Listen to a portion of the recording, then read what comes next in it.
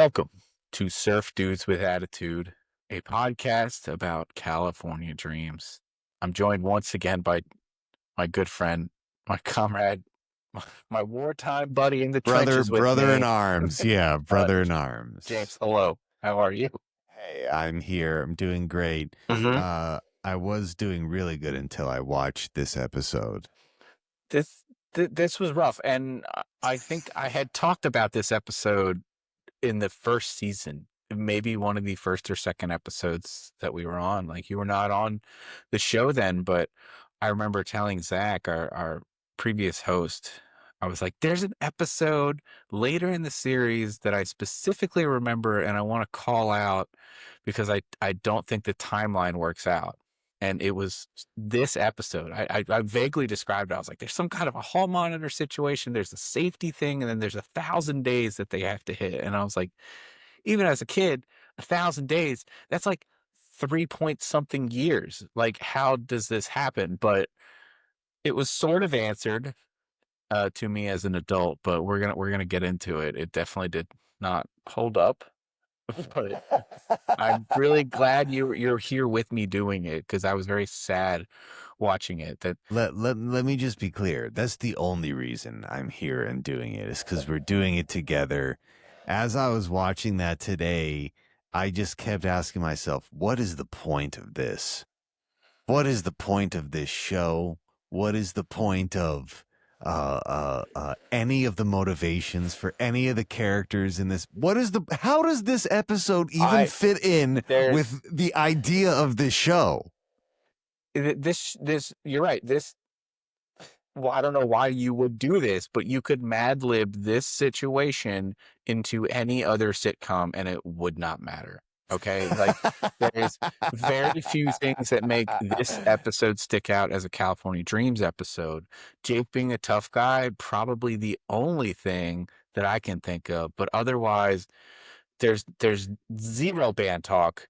You wouldn't even know that there was a band. Not one iota, not one syllable is mentioned that would say they didn't even hang out in the music room. They hung out in the garage. Damn, they didn't even. There wasn't even a musical instrument at any point. No, on even screen. At Sharky's, the multiple shots that we had at Sharky's, it's motorcycle the crash. Arcade.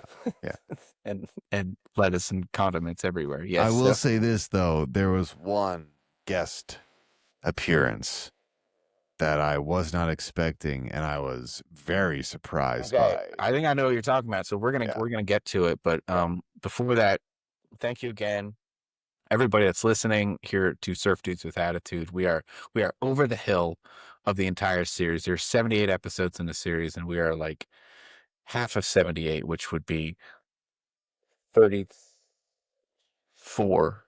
Thank God. No, a little more than that. It doesn't matter. We're halfway through. I can't believe it.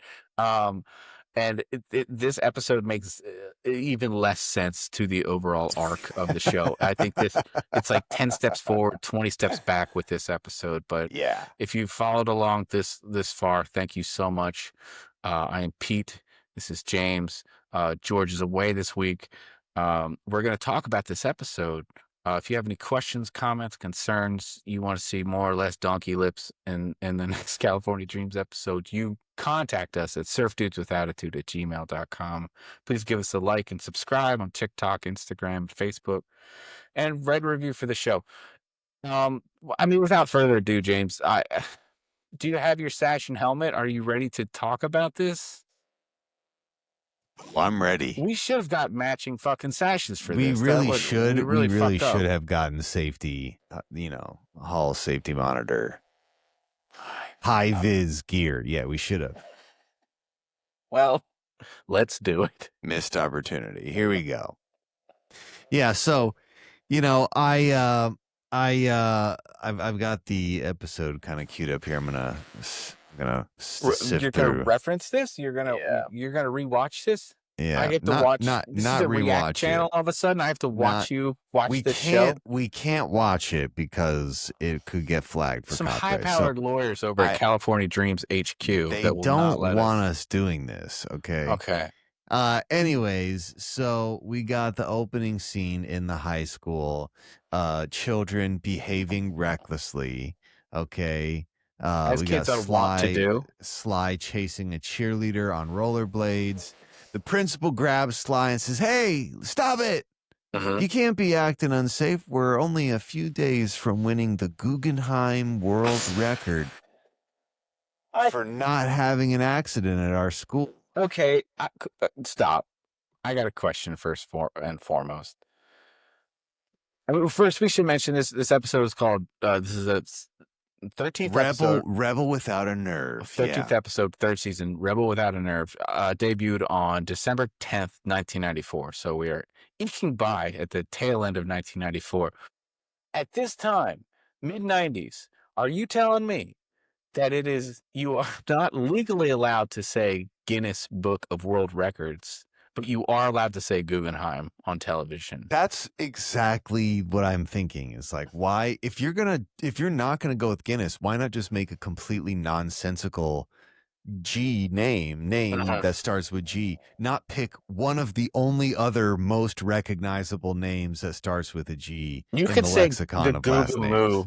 Book of World Records. That would make more sense for this universe than Guggenheim. Yeah, 100%. But aren't the Guggenheim family, aren't they like infamously litigious? So it's bonkers that that's the word that they're allowed to use. Yeah, I don't know. I don't see why they couldn't have just gone with the Guinness Book of World Records. I don't think they would have cared, to be honest with you. So my question is are they trying to be funny, or is this a legal thing?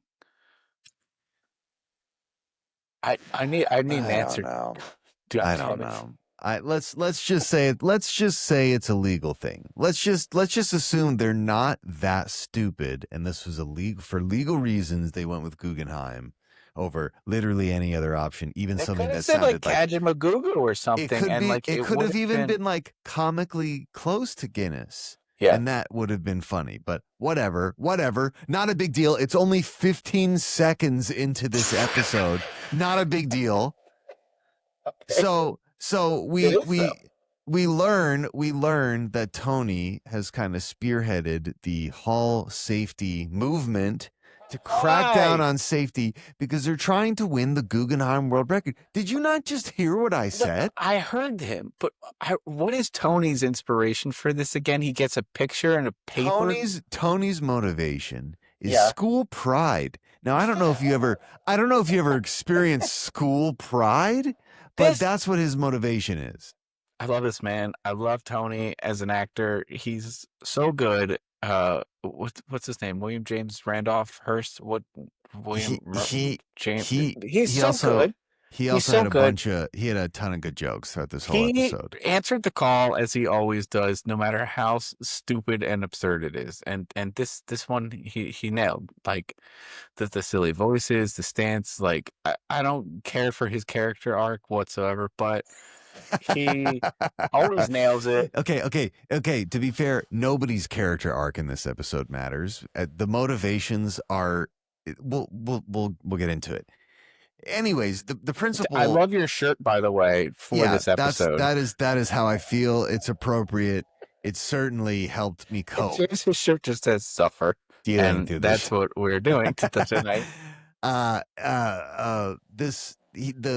principal, right? Yes. The principal is trying to recruit other people.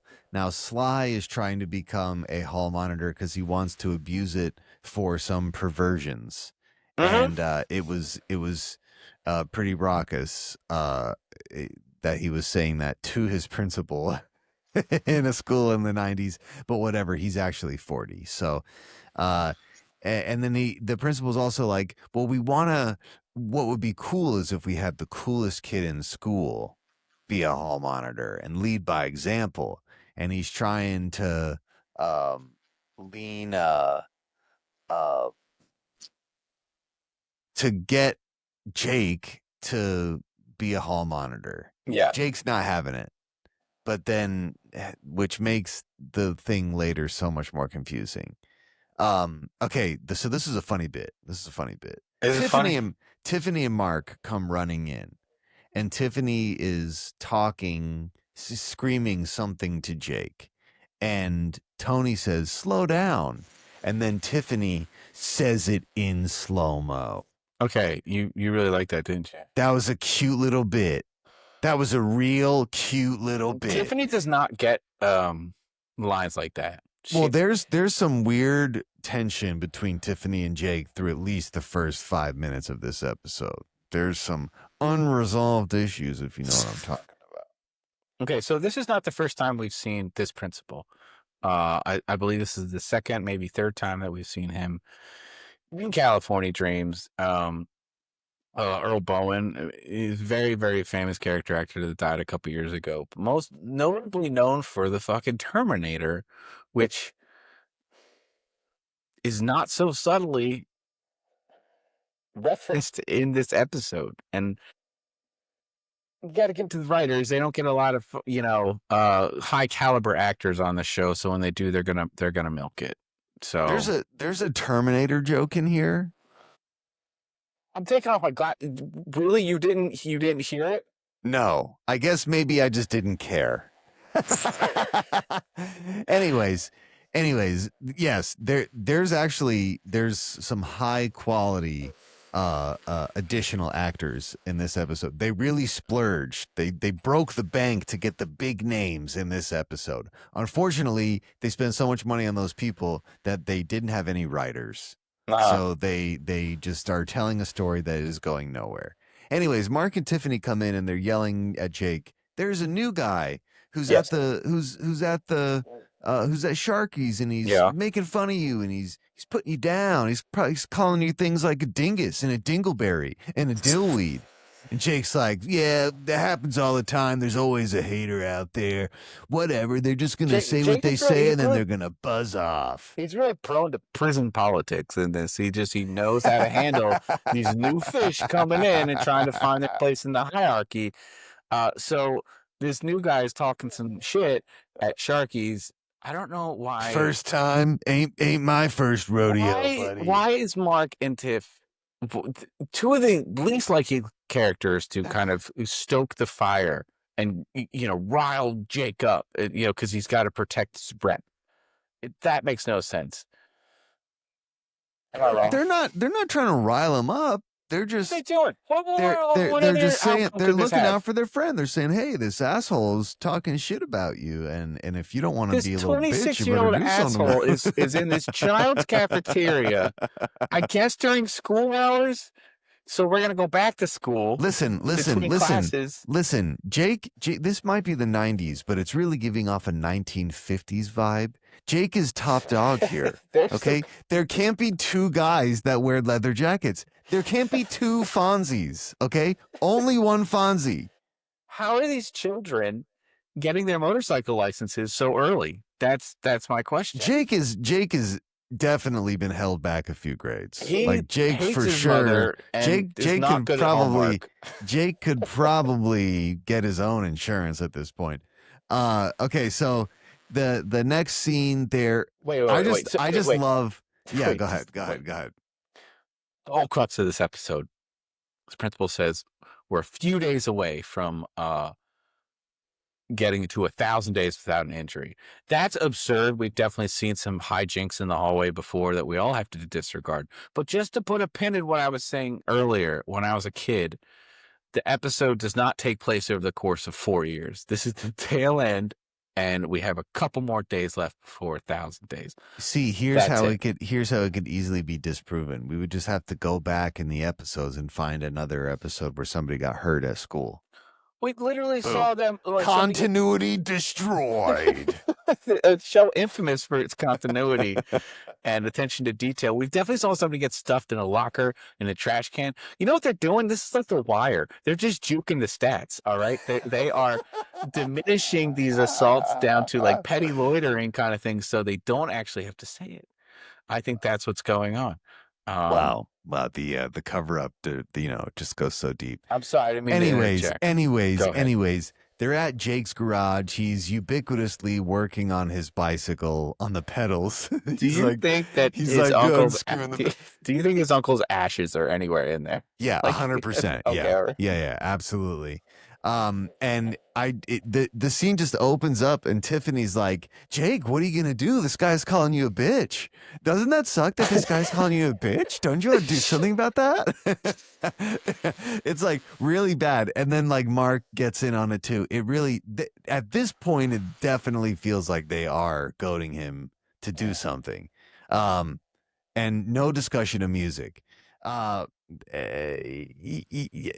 There is one physical comedy part in this scene. So there's a bunch of boxes and like trash all over the floor. And Tony pops up from behind him and goes, "Violation, this is, violation of safety code." Yeah. And Mark's like, "No, it isn't." And he walks over and he slips and he falls. Yes. And Mark deserved a worse injury than whatever it is he got. That Because Mark is really he's not a stirring shit great up. physical actor.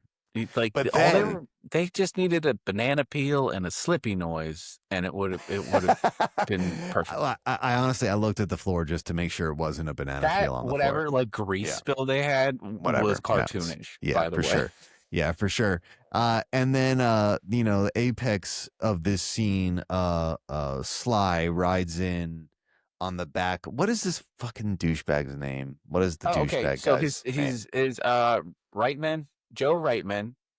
He's a character actor. He looks like he's out of Middle Earth right now. Like he has aged kind of crazy. If you want to look him up, he's been in a bunch of stuff. He was married to Shannon Elizabeth for a little while. So Mr. Shannon Elizabeth. While you look up what he looks like, I wanted to go back to where Tiff's like she's describing him, and she's getting hot and bothered. She's talking. She's like, "Well, he's no dog face," kind of thing. So she's okay, into him. yes, yeah. And She's this is she allowed to talk to other men now? But did you see Jake's when she said that? Some weird tension. There's some tension brewing here. There's a ton of tension brewing. But they said he's already been here. He's already aced the test, so he's no dummy and he's good looking. How long has this motherfucker been here? He's just taking fucking notes about like the top dog in school kind of thing. Because when Jake first showed up at school, he also had 2 women on his side. So, really? Yeah. Interesting. But Yeah. Jake came in like mid-school year, so it means he like shipped these women in from whatever other neighboring school. Croatia, yeah, for sure, exactly. Yeah, some kind of flesh exactly. trade situation. But yeah, this Joe Reitman, I don't think he's of the Reitman family. But this is the only episode that we see him in. So to drink him up, James. Okay, hang on. I'm looking. He always plays like a beardo guy in movies and television. He plays a character actor with like a big crazy beard and a big white like mane, like a lion's mane on his head kind of thing, and like he always plays like a clerk or like some mechanic or something like that, or a thug. So I am on the IMDb, but I don't see his name. But I do see credited as Mark Winkle for 39 episodes. Oh, that's because he does his singing voice. Zach Throne. Yeah. Okay. Yeah. Joseph D. Reitman. He's right in the top cast. I don't even know what I'm looking at. You got to look up his picture. I'll cut this out, but like you got to look up his photo. It's how do you spell his name? Joseph Reitman. Reitman. Joseph D. Reitman. Wow, yeah, straight out of Middle Earth. Like he's aged, but yeah, that's awesome. Oh, he was in the coronavirus conspiracy 2021. Okay, wow, I looked that up. White privilege radio play. I looked that up because I was going to talk about it with you. It turns out it's just kind of a comedy around COVID. It's actually not trying to say anything. Yeah. I was hoping. I looked through this entire thing and nothing really popped out as interesting. And then I saw that and I was like, maybe it's Duckball. He was first AD on Jay and Silent Bob reboot. Come on, dude. Okay, so he's still working now behind the camera a little more. Good for him. Anyways, he what's his character's name in this? His name Tommy Keating. So Tommy the douche rolls up with Sly on his back. because he paid Sly to tell him where Jake was, and he rode all the way over here to challenge Jake to a race in the dumbest way possible. It's just, this is an episode of Happy Days, dude. That's all this is. Yes, mine's Is the a shark, very, but it's very close. poor, but they've got Sharkies.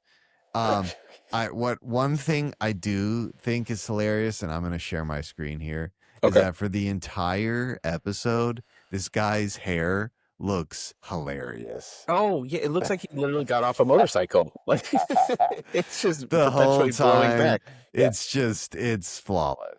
it's nice. And you know what? He's got good hair. I could see why Tiffany is into him and not Jake anymore. Cause like Jake is just treating her like damaged goods at this point. The well has been poisoned. I've already had you. I've discarded you, but you're not allowed to look at other dudes. You know, I definitely got Yeah, that it is. vibe. It's a weird, like weird situation there for sure. Yeah. Yeah, I don't like it. It doesn't I feel mean, maybe right. we're wrong about this episode, James. It's got a whopping 8.0 from 18 votes on IMDb. So, like, this is an upper echelon of fan rated episodes. Yeah, for sure. And we're not even talking about We're WAP trying like so hard not to talk about any WHOP. of these. It's WAP like WAP. Yeah. So we go to the classroom. The principal has relented and let Sly become part of this safety crew. They have matching helmets and sashes. I don't Sly know this where they whole got time is just being overtly sexual, and it is clear that the principal is completely complacent with letting As long as he Sly gets his use award, this. James, it does not matter. I guess is the but you know, at what cost, right? We want to get the award, but at what cost? Well, you know what? Even if there were some essays that Sly is going to commit, they're gonna get juked down. And it was the 90s, right? It wouldn't have mattered. It wouldn't have mattered anyway because it was the 90s. So Sly is doing this so he can do CPR and Heimlich on women, basically, so he has a legal reason to touch these women. Yeah. And like, here's the weird thing though, he doesn't need to do that. Multiple times he's like hitting on women in the show, and they're like into it. You know, like these cheerleaders who never change their outfits are like into Sly for some reason. So he doesn't need to have this workaround to touch them. Yeah. I agree. It's pretty, he lays it on pretty thick. It's pretty creepy. He's purely just using it to slip his tongue into unnecessarily into places it shouldn't be, you know. Yeah. Yes. And the principal's okay with it. Because he wants gets results, James. Anyways, then a guy we've never seen bursts into the classroom and says, Jake got into an accident at Sharky's. And everyone's like, we've definitely seen that guy before. No way. Yeah, he's been in a previous episode. But No. You know who was in the background of this scene that had another scene coming up, don't you? Don't say it yet. Wait till we get to the scene where he's highlighted, okay? But it's there. Don't do it. I will never. Anyways, we cut to Sharky's and we see Jake sitting pretty unscathed after wiping out on his motorcycle into Sharky's in the stupidest way possible because he was practicing for the race and clipped a speed bump that Tony and Sly put in the parking lot. Okay. I have so many questions. First, who gave Tony and Sly zoning permits and construction equipment? And so, what are they making this out of? And how long did it take to dry if we're using concrete? I don't understand. How is Jake practicing in the Sharky's parking lot, the sharking lot, if you will? How does he hits Sharky's? I was assumed Sharky's had a parking lot with like steps down, wooden steps down, like because it's on a beach, right? I don't unless you're racing at 5 miles per hour. I don't see how you have a race in a parking lot. Racing in a parking lot, practicing for race in a parking lot seems dumb. And so we reached the first part of this episode where it's clear the writers aren't thinking at all. There's a moment of clarity here where it's like, oh, they're not even trying. They're not even trying. He crashed his motorcycle into Sharky's. That's what we're doing. Yeah. That's this they couldn't even jump the shark. This is like the prime moment for them to jump the shark. Yeah. And they couldn't even, the best they could do is have him drive the motorcycle into Sharky's. He isn't even hurt.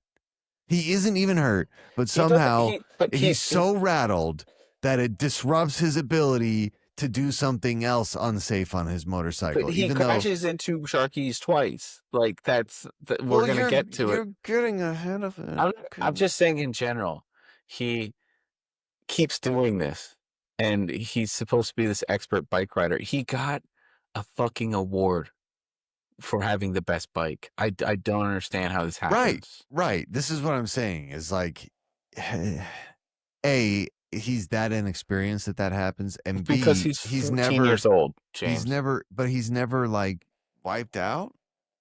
Like that is the most serious accident he's ever had or close call that he's had, and this is what makes him have an existential crisis. I don't know. Yeah. They're just not thinking. It.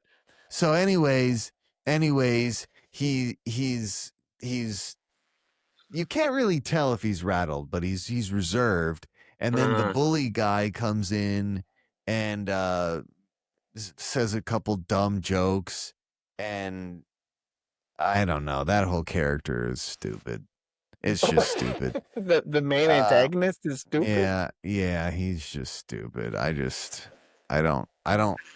see how anyone could ever. I think it's hilarious. Instead of having an outside shot, he crashes inside Sharky's. Like he goes. It's lazy. Through the it's open fucking door. lazy. That's what I'm saying. It's lazy. They weren't even trying. There was a good sly line here where he's like, "I'm not annoying. It's just that people are irritated by me."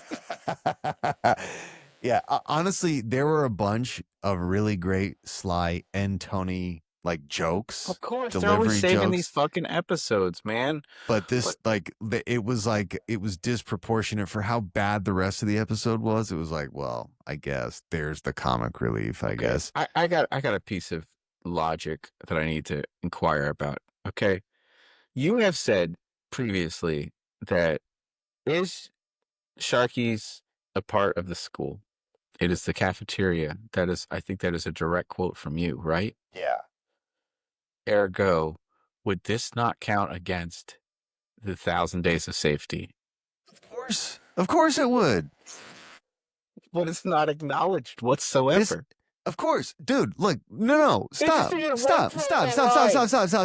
If we just go back 6 episodes, there will be a scene where somebody gets hurt in the hallway, and it will immediately destroy any claim. That's continuity with other episodes, and we all realize that like this is a time loop that everything just resets every week. But this is within the episode, and it happens twice on school property. Pete, that's because the writers clearly don't care. They don't care. They don't care. They don't care at all. They're making it super obvious pretty much from the beginning of this episode. They're like, line that's just said like, you can't let Principal Blumford find out what happened to your Sharky. They do that later, and that bit, for what it is fine. That bit is fine. That hit between him and Sly, which we'll get to. But dude, this episode is like, it's a different show. It just should have been a different show. This should have been a very vivid dream episode where nothing really happens. So we come out of Sharky's. Does Tony have to clean this up? Does he still work at Sharky's? Like, no, I need to know these things. He's the safety guy. He's not the janitorial guy. They will have somebody do that. He's got so many hats. Jake won't be responsible. Jake, in fact, said his mom will have to come pick up the bike. So. Who he hates. We realize that Jake hates his mother because he loves his bike more than his mother, right? He has said this multiple times.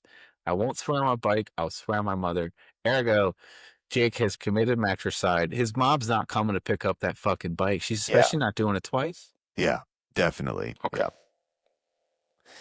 Yeah. Anyways, so the bully comes in and there's like this stupid little showdown and is dumb. And then the next scene is, I don't know if this is like I'm the sorry. next day. There's one other thing. There's so many things that happen. It's like lightning fast in this episode. They said that Sharky's used to be a drive-through. Like when the bully comes in and he was joking, he's That's like, "Oh, I'm one gonna of the jokes. Yeah. drive-through." But Mark is waxing philosophic and saying, "Actually, we do have drive-through." And the girls wore this, and I was like, "How did Mark know that? He was in fucking He wasn't Chicago here. Yeah. with the Yeah. that famous Chicago theater, Yep. Carnegie Hall." Okay, like how Yep. did he know that? Yeah. Yeah. Well, again, they don't care. They don't care.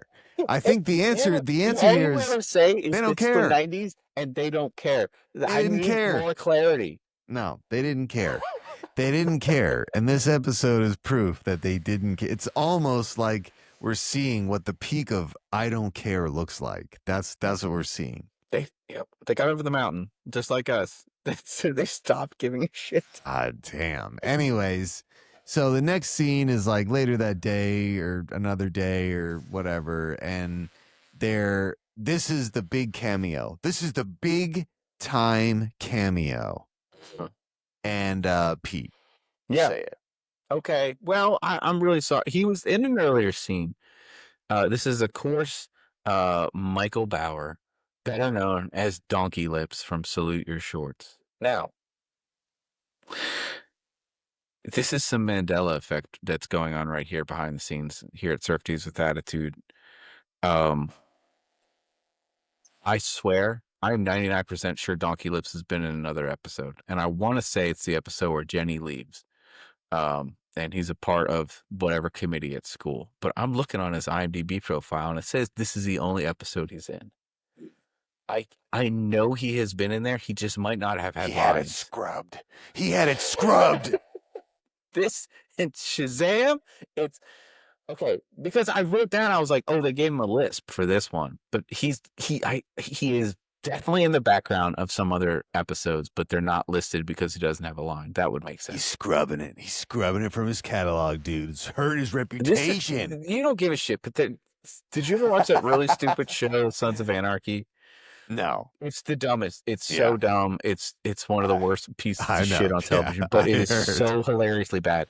But Danny Trejo was in a first season episode where he plays a Danny Trejo character, but then he comes back later as like an FBI informant. And I know I saw this. I downloaded it. I watched it with a girl that I was dating, and we were just making fun of Danny Trejo the whole time because we love him, and he's in this really dumb show. But they have brown washed him out of there. He is nowhere.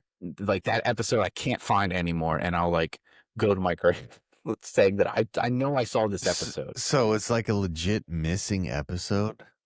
Yeah, but then I've done some research on Reddit with the Sons of Anarchy subreddit, which, oh my God, they all love the show. You know? No way, really? No. Nobody believes me. So well, I don't blame them because it sounds like you have no way to prove what you're saying. I'm not making this up. I specifically remember the scene, and I know seems like you're making it up. He's been in like 400 things. I know, but it kind of seems like you're making it up. I was barreling through. I downloaded the entire season of Pirate Bay of Sons of Anarchy, and we were just watching it with this girl I was dating, making fun of it.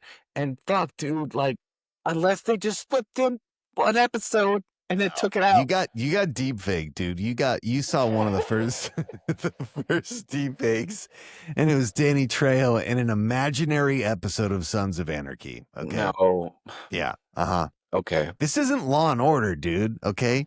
You can't just have the same guests, guest stars come on playing MacGyver different like characters. Oh my God. It doesn't matter, dude. One guy played like 5 different villains on MacGyver. Yeah, and it was the 90s, dude. They didn't care. It was the 90s. They didn't care. But like week to week, they would do it. Whatever. The same person's great. They just evolved beyond like radio shows in the 90s. You know what I mean? Like they didn't care. It's Whatever. Like War of the Worlds and then Law and Order SVU.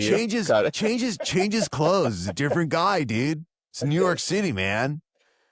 So yeah, Donkey Lips back, and yes, he has some lines in this.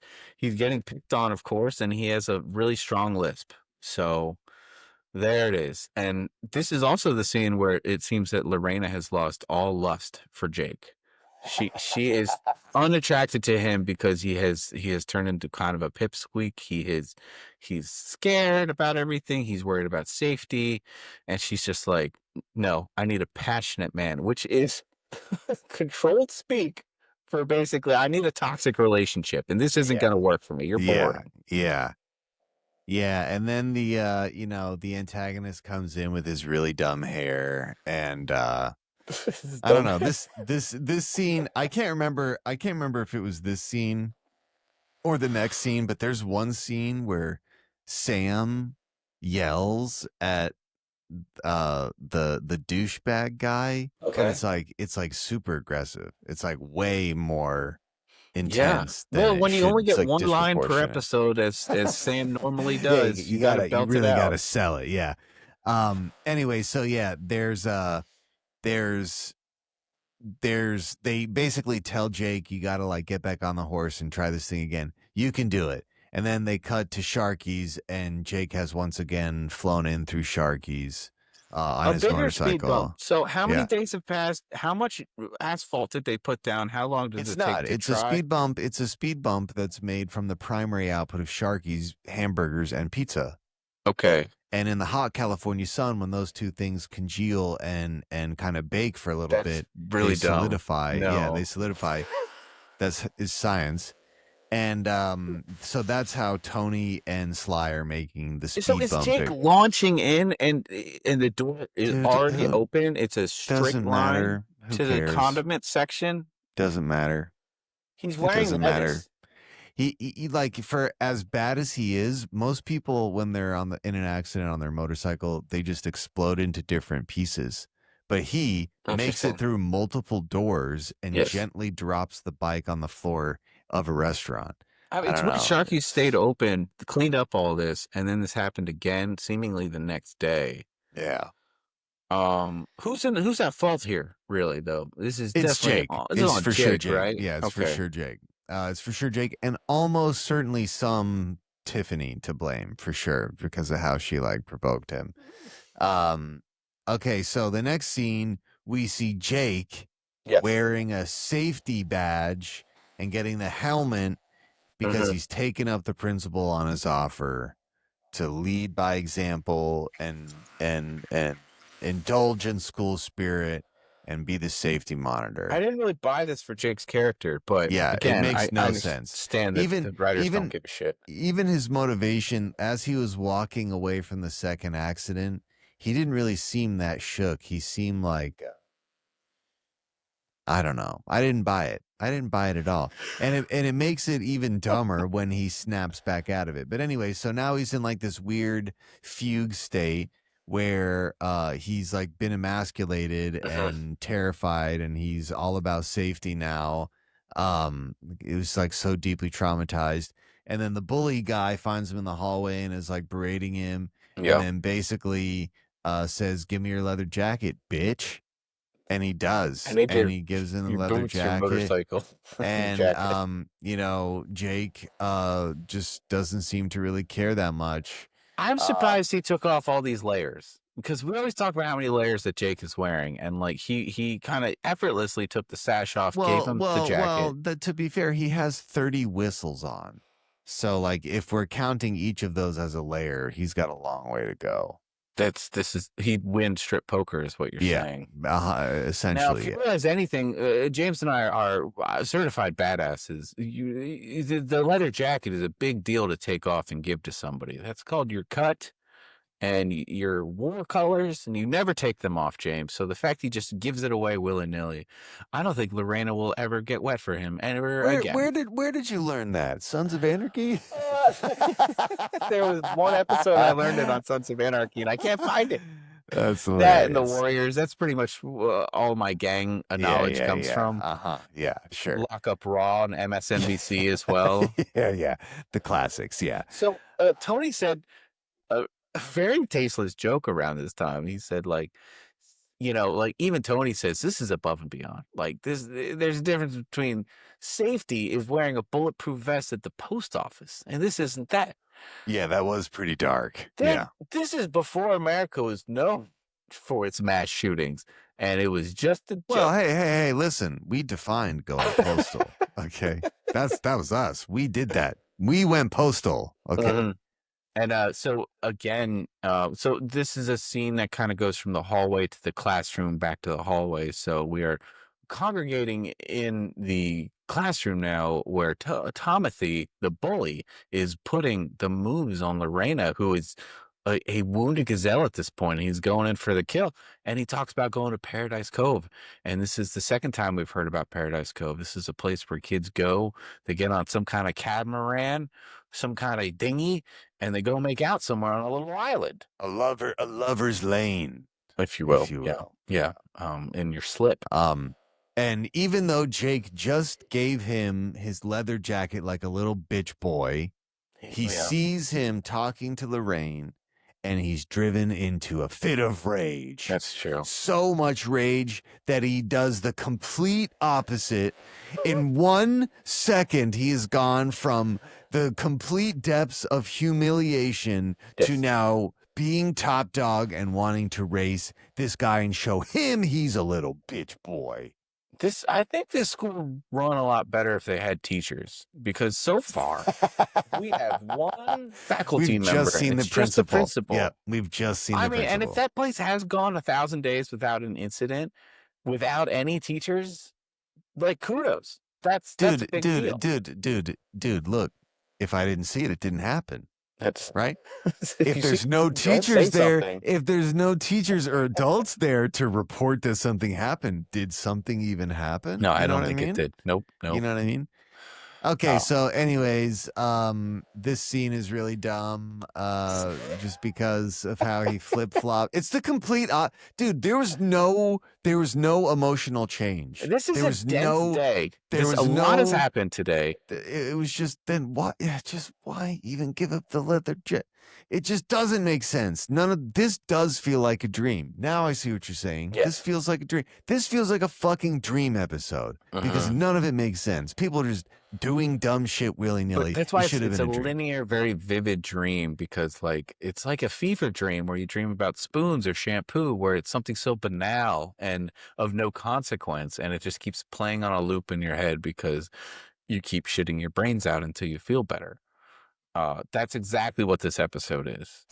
I'm going to change that on the IMDb Pro to what the plot is. Oh my god. So we go to Uh, the hallway, uh, and we are immediately met with a photographer and some kind of award ceremony for 1,000 days, because they're waiting to go till 2:00 p.m., the end of their school day, and it'll be 1,000 days. Now, here is where the line comes in, James. Principal Blumford has said, "Get my good side. Some people say in certain lights I look like Arnold Schwarzenegger." And the photographer says, and you can bring it up, he says, "Yeah, when you played that guy that got threatened." Now, I've listened to it multiple times. what? If you put the closed caption on, I think he says, when he played that guy that got threatened. But either way, this is a direct reference to the Terminator 1 and 2 for like movies. All right, hang on. Just listen to it, and I can cut it out, but listen to it, and that's exactly what he says.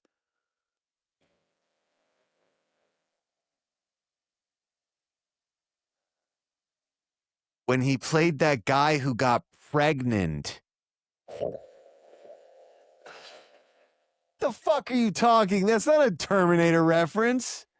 That's what the fuck is that movie? What the fuck is that movie? It's Junior. Junior, there you go.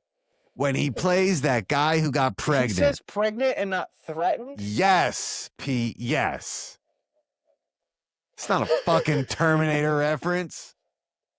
God. The fact he's saying Arnold Schwarzenegger and he's in Terminator. No. In the 90s, Arnold was in every movie. Okay. He was in every movie. Okay, you hang on one sec. Okay, wait. This is the director of Junior, Ivan Reitman. The guy that is, I gotta see if Joseph Reitman is related. I don't think he is.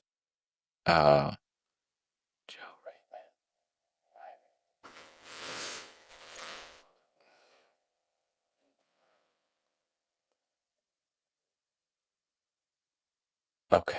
Wait. Are you ready for some Nepo baby bullshit? All right. This is a Junior reference directed by Ivan Reitman, who is the uncle of Joseph D. Reitman, who plays Tommy in this episode. Now, that movie came out in, let me see the exact uh release date. It's 1994, but like, wait a minute. No. Okay. Are you listening? You don't seem to like you give a shit. Yes, yeah, That I'm movie listening. came out November 23rd, 1994, 2 weeks before this episode ran. Okay. So it was probably showing in previews. They knew it was happening. That joke was hot off the presses, if that's Yeah, what he said. Okay. yeah. Uh-huh.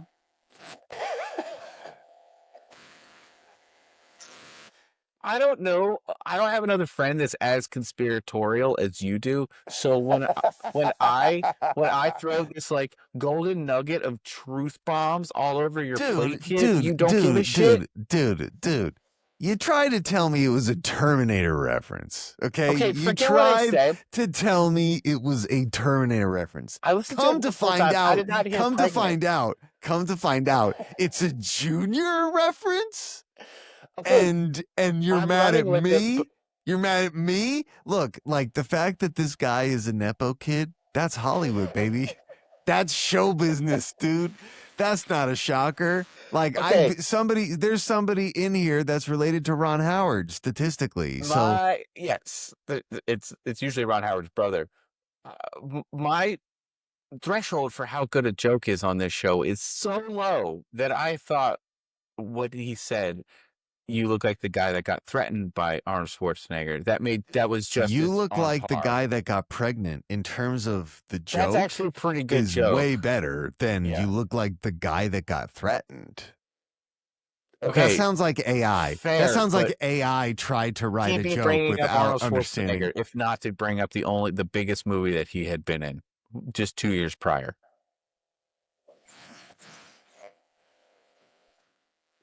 You know, sure. I it's so dumb. This episode is so stupid. Anyway, so after this guy says in that one where he We're not got really sure what he pregnant, says, so after he says that definitively, after he says that, Tony and Jake walk in and they resign okay. after so fervently upholding the law in the high school hallways as safety patrol monitors. They They couldn't quit. wait like They 3 minutes quit. to get No, this they award. couldn't, because this race and Jake possibly dying is the But most important thing. Jake already said we're gonna wait till the end of the day so it doesn't affect the safety period. So even when he's Yeah, like but changing he's his got to get tune, he his still he's got to get cares. his head in the game, okay? Look, he told that principal that he cared about safety, but it turns out he doesn't. He wants to be reckless. He hopes that he die. Okay, well, okay, to put a pin in that hallway scene, everybody leaves. The principal trips on something, has the worst physical character actor moment of all time. And Sly sees it, and then he forces himself on women as retribution is some kind of extortion plot that he won't tell what happened, you know. But then he takes a picture, so That's the blackmail. that He is the black. Epsteined him. He Epsteined him, dude. That's all that is. It's just an What's it called? Epstein. Comprapot? Comprapot? It's a What's that honeypot. it says? Honeypot. It's called a No, honeypot. it's comprapot. It's that Russian word that basically is like extortion and blackmail. Yeah. Yeah. Yeah. Honeypot. Yeah, it's Yeah, a Joseph honeypot. D. Reitman. It's an Epstein. It's just an Nephew Epstein. Yeah. of Ivan Reitman. Yeah. So, anyways, now they're at Sharky's, and here's where They the cleaned up episode. Sharky's again. Just saying. Here's where the episode gets even stupider. Like, just as you think you've reached peak stupid, not this time, buddy. We're going further. Yes. So Jake super confidently walks in after going through like the strangest binary bout of self-doubt in the history of humanity. He is now like peak alpha, trying to fucking get his jacket back, and outsmart this guy, but die trying if he has to. Yes. So he walks right up to him and he's like, hey, let's go race on the most dangerous hairpin Romance curve. Not to be confused with Devil's Backbone from that's Airborne. so fucking stupid, dude. So stupid. And everyone's like, Jake, no, don't. It's so dangerous. You're going to die. And Jake uses his superior Jedi psychological skills to freak out his opponent. And his opponent, after going on a 5-day campaign of just unnecessarily harassing Jake to the point of emasculation, all of a sudden, for no reason at all, changes his entire tune, gives back the jacket, and says, I'm going to go play in chess club or something. Well, yeah, they were trying to like have some kind of race early on in the episode, and he was going to terrorize the chess club. So that's on his itinerary, his action item checklist. And yeah, he just kind of gives up. If everyone knows about Cool Man's Curve, does that mean like they're driving along it and they're like, oh, that'd be terrible to race? Like No, everybody dude, it's a seems to know about fucking it. urban legend. A couple kids die, and it's like an urban legend, you know? The Widowmaker, if you will. Yeah, That's what it's exactly. saying. Yeah, every town had one, you know? Well, Tommy leaves after giving back the jacket, and we will never see him again or his character. But he's set up for life because he's Hollywood dynasty royalty. Yeah, he's apparently fine. He can make movies like the coronavirus conspiracy in 2021. and that The Jay and Silent Bob reboot. And that would be the end of the episode. Yeah, it's so dumb. This episode is so stupid. Here's why: because none of those characters cared at all. None of that was believable. It was like they were like, oh God, we better scrap together an episode to make use of all these like leftover script bits. Like I would rather see a very special episode every week than this. This is Pete so would inconsequential. rather 100 dream sequences than this. This shit. This was so bad. It was so bad. Like everything was anticlimactic, and like everyone's motivations, it just didn't make sense. Like how they were acting versus what they were doing. It's just like this. It's like they filmed a rehearsal and turned it into an episode. That's what this feels like. I wish there was any kind of rehearsal in this episode. There was no mention of band talk. Sam got maybe 3 lines in this entire episode. Like, why was she even there? We referenced that Tiffany may be interested in someone else, even if it was very passing and cursory. I would have liked to see that be explored because of all her inner rage, but nope. No, there will be no resolution there. That's just going to boil over into some kind of violence. She's going to get like addicted to coffee or something. Oh, you're very close. Was this episode? Was this the worst episode of season 3? So far, yeah. I'm gonna look up season 3 and just kind of peruse, just for fun, James.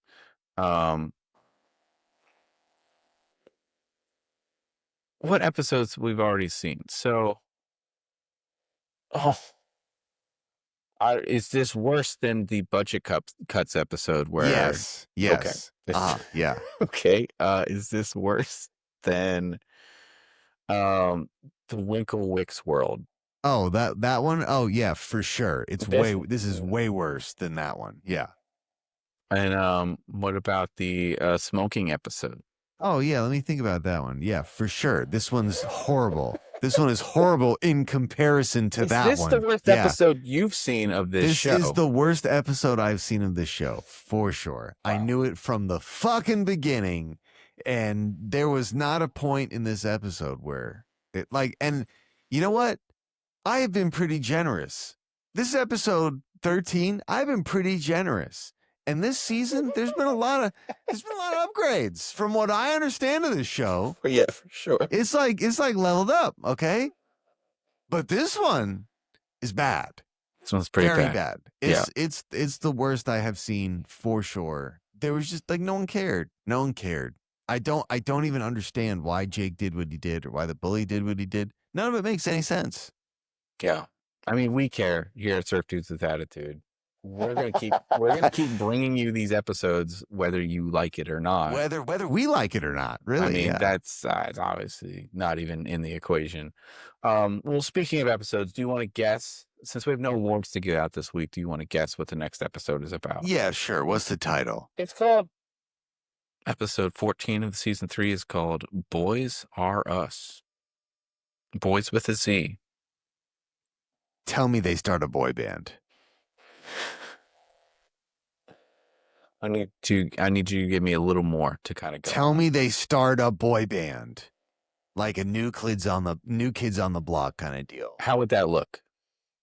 They get in the headsets. Do they kick out Sam and Tiffany because they don't have their genders on the inside? There could be some tension. There could be some gender tension. Sure. Gender tension. That's the new band name. Gender tension there. Yeah. They're a little, breaking of the band, kind Your of. final answer is that they start a boy band. Years before boy bands took over the TRL. New Kids on the Block was New Kids on the Block a thing by the time the show came out. They definitely Thank were. you. Yes. Done. All right, cool. Menudo Just was a making thing. sure. Just making sure. It wasn't ubiquitous, was my point. Did I say NSYNC? Did I say Backstreet Boys? No, I said New Kids on the Block. I'm going to give you a failing grade for this game. Damn it. James. Darren, Tony's childhood friend, visits as their old bandmate JR has fallen in with the wrong crowd. When JR gets beaten up by the gang, Tony and Darren seek revenge and things get a little too heated for Tony. So, we got some beefing going on in the next episode. I don't remember this episode, so I might not have seen it.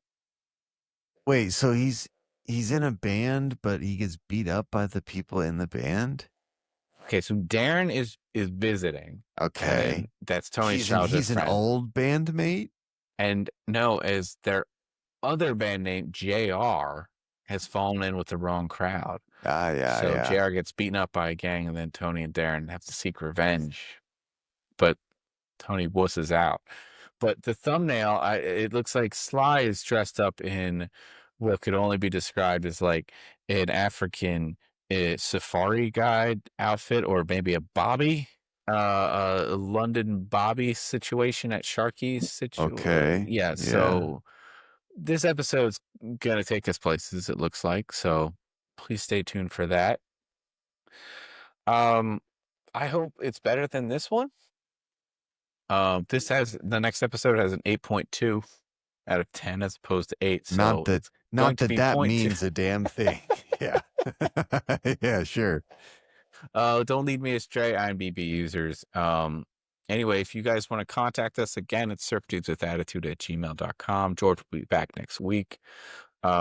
Please stay tuned. Give us a shout. Subscribe. Like. Tell a friend about the show. Write a prisoner about the show. They got nothing else. James, thanks for coming back with me and seeing my new echoey, cavernous studio. Va-va-voom. Yeah, va-va-voom, everybody. Va-va-voom. We'll see you next week. Thank you again.